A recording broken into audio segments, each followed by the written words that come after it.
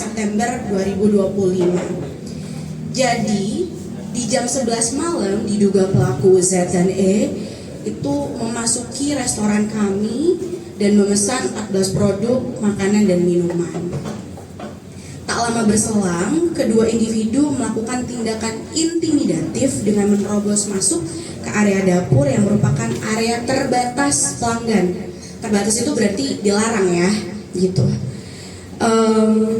Serta memicu keributan. Berdasarkan rekaman CCTV yang saya percaya teman-teman media juga pasti udah lihat, terduga pelaku Z dan E itu terlihat melakukan pemukulan terhadap lengan kanan head kitchen kami, Abdul Hamid, serta memukul chiller sambil melontarkan ancaman akan mengobrak-abrik tempat ini dan memberikan kekerasan-kekerasan verbal, kata-kata yang saya percaya tidak layak untuk diberikan kepada seseorang yang sedang bekerja keras, kurang lebih seperti itu. Pada tanggal yang sama di jam 23:53 itu, jadi udah mau jam 12, mereka meninggalkan tempat tanpa membayar sepeser pun. Staf kami, Rahma, membawa EDC untuk mengejar supaya mereka melakukan pembayaran, tapi ternyata tidak diindahkan. Sekali lagi, apa yang saya sampaikan ini dapat dicek melalui CCTV, bahkan bisa dilihat melalui unggahan dari klien kami. Lalu update-nya seperti apa? Ada upaya-upaya hukum yang baik yang dilakukan oleh klien kami untuk mendapatkan hak-haknya kembali, gitu. Sebelumnya, klien kami sudah melakukan posting unggahan pada tanggal 20 Desember guna untuk 20 September guna untuk kepentingan publik. Banyak banget pelaku usaha yang sama berterima kasih loh sama klien kami karena telah mengoposi itu sehingga mereka bisa berhati-hati. Ternyata melakukan posting itu hasilnya sangat-sangat positif, kurang lebih seperti itu. Sekali lagi saya sampaikan, tujuannya adalah kepentingan publik dan preventif. Kejadian yang sama bisa terjadi di tempat lain juga, sehingga klien saya berbaik hati untuk menceritakan kepada orang hal tersebut. Klien kami melayangkan somasi pada tanggal 24 September menuntut permintaan maaf secara publik. Jadi klien kami cuma minta permintaan maaf aja nih secara publik dan personal kepada pegawai-pegawai kami. Lalu dibalas dengan tanggapan somasi juga, mengakui bahwa mereka memang mengambil, sekali lagi saya sampaikan dan saya tegaskan, mereka mengakui melalui balasan somasi mereka bahwa mereka mengambil makanan dan minuman tersebut. Namun ada yang lucu di sini karena mereka mensomasi balik klien kami dengan tuntutan 1 miliar rupiah karena kerugian yang mereka rasakan dari postingan Bu Nabilah. Oke, jangan salah prasangka di sini. Jadi yang meminta 1 miliar rupiah itu adalah terduga pelaku pencurian, begitu. Jelas dengan menjunjung tinggi rasa keadilan dan kebenaran yang ada, kami tidak mungkin fulfill keinginan dari terduga pelaku pencurian.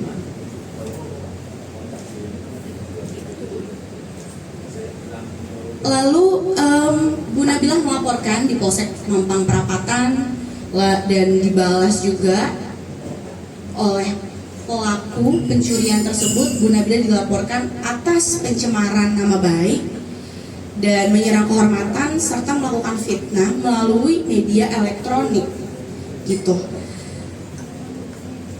Sebenarnya ini aja sudah sangat tidak manusiawi gitu ya.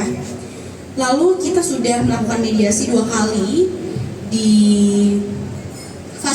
fasilitasi oleh Bareskrim juga oleh Polsek dan tidak menemui titik temu karena dari terakhir yang kita tahu mereka memberikan kesepakatan perdamaian yang tidak masuk di akal keinginannya.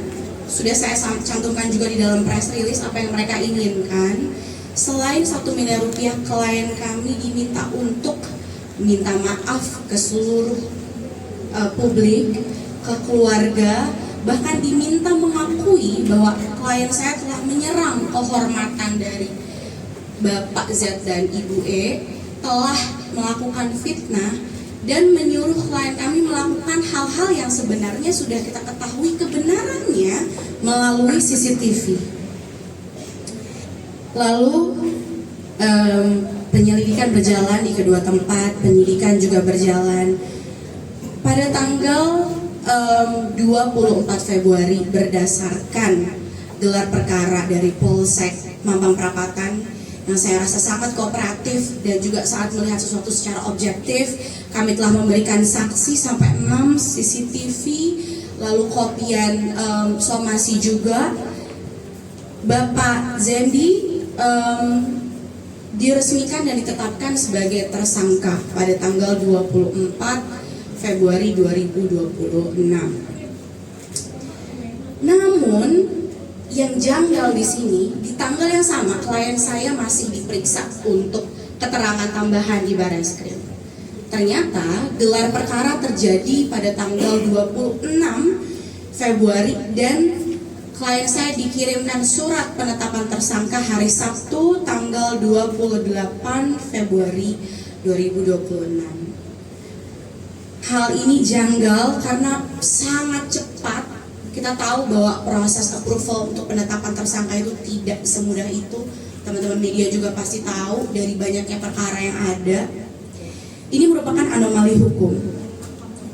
Cepatnya berjalan, lalu ada beberapa kejanggalan juga di dalam penyidikan yang mungkin hanya akan saya beritahukan kepada pihak-pihak lain aja di dalam penyidikan. Tapi klien kami merasakan memang banyak sekali kejanggalan dari apa yang terjadi. Dari hal ini kita jadi bertanya-tanya nih, kenapa instrumen hukum justru lebih tajam ke korban dibandingkan tersangka pelaku pencurian yang sudah jelas-jelas ada CCTV-nya. Rekan-rekan media sekalian, ya perlu kami tegaskan, ya mohon dicatat teman-teman.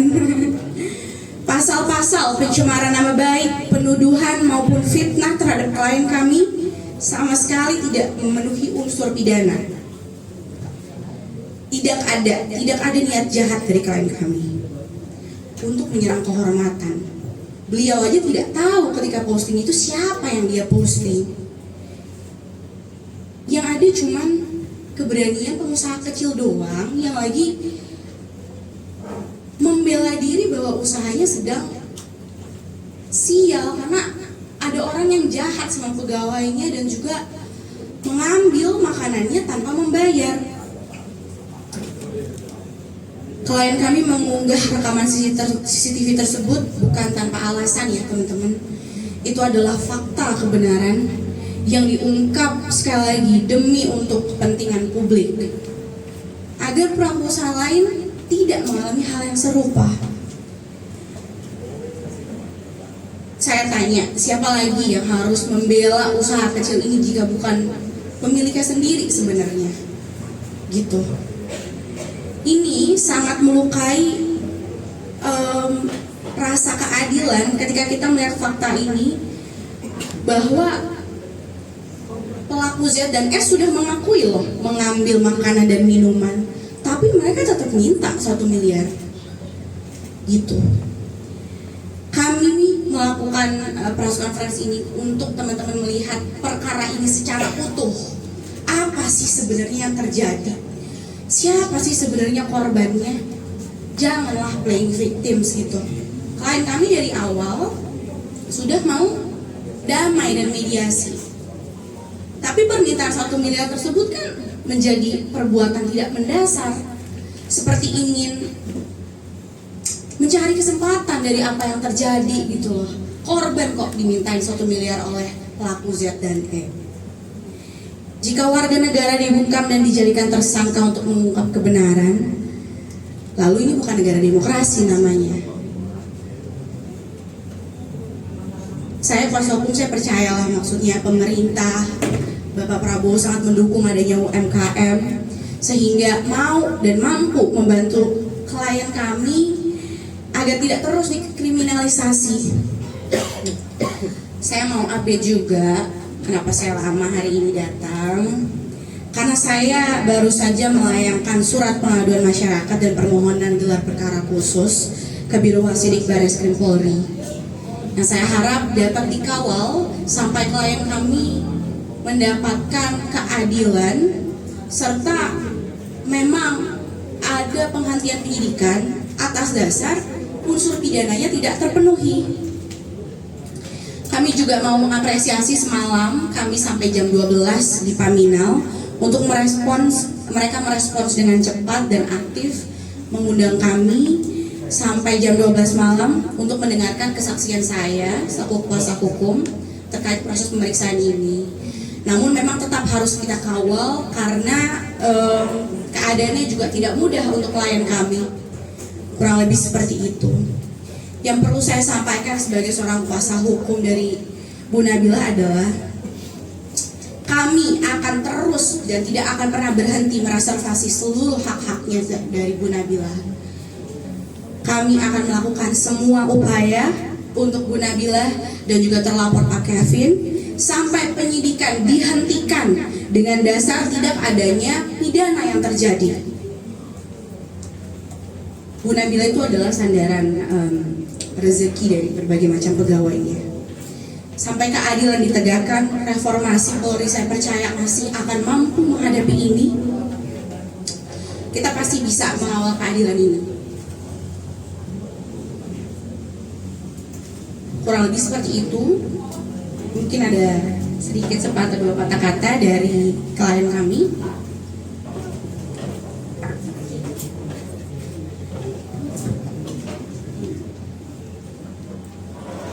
Mohon maaf ya teman-teman, klien saya memang dari kemarin menghadapi hal-hal yang tidak perlu dia hadapi.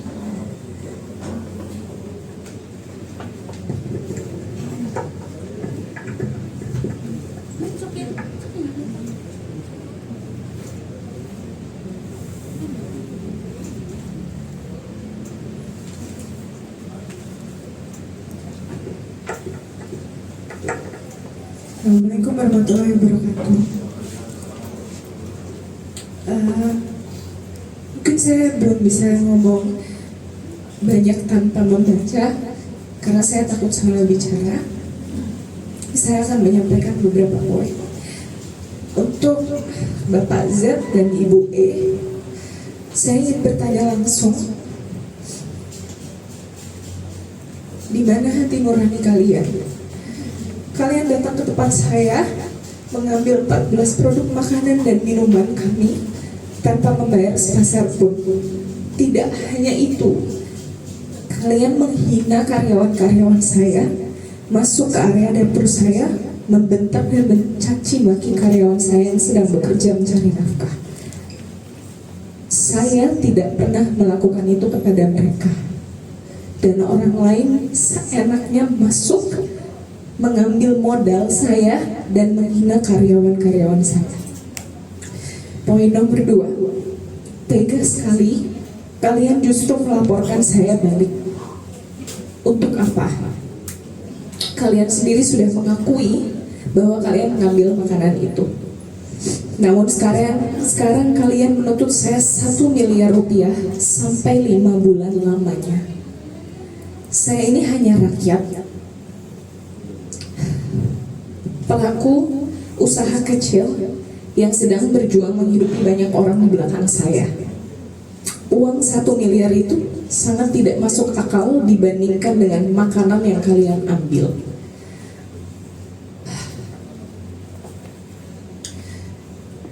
Poin selanjutnya, saya takut bicaranya untuk para penyidik perkara saya di Siber Barreskrim Polri.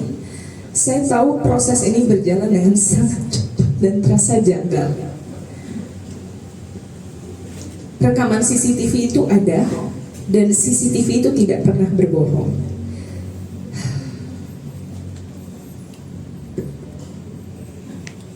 Saya mungkin tidak tahu atau tidak paham pasal-pasal hukum, tapi semenjak ini terjadi, saya betul-betul membedah. Dan saya tahu apa itu keadilan dan kebenaran. Saya terpaksa harus membuka ini ke media karena ternyata menjadi kooperatif selama 5 bulan ini dan menjadi benar saja tidak cukup untuk Barreskrim Payung Polri di negeri ini. Saya nggak bisa ngomong lebih banyak dan lebih dalam lagi karena saya takut.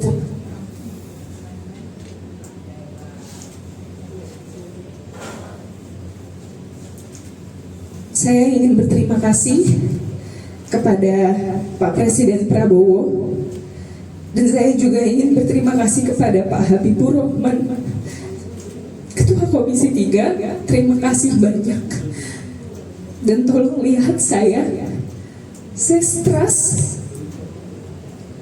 saya sulit fokus bekerja selama 5 bulan ini.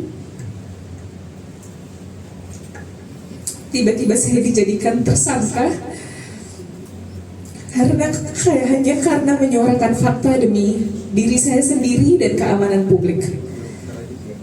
Saya percaya masih banyak polisi yang baik dan pemerintah yang benar-benar berpihak pada pengusaha kecil. Mohon bantu saya agar kriminalisasi ini tidak menjadi akhir dari hidup saya, dari usaha saya.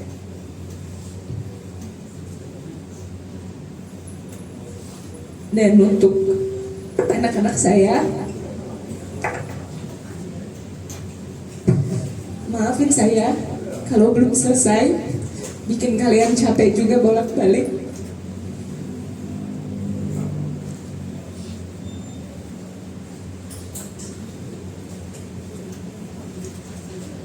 Saya mau bilang makasih masih nemenin saya di sini. Berjuang sama-sama ya.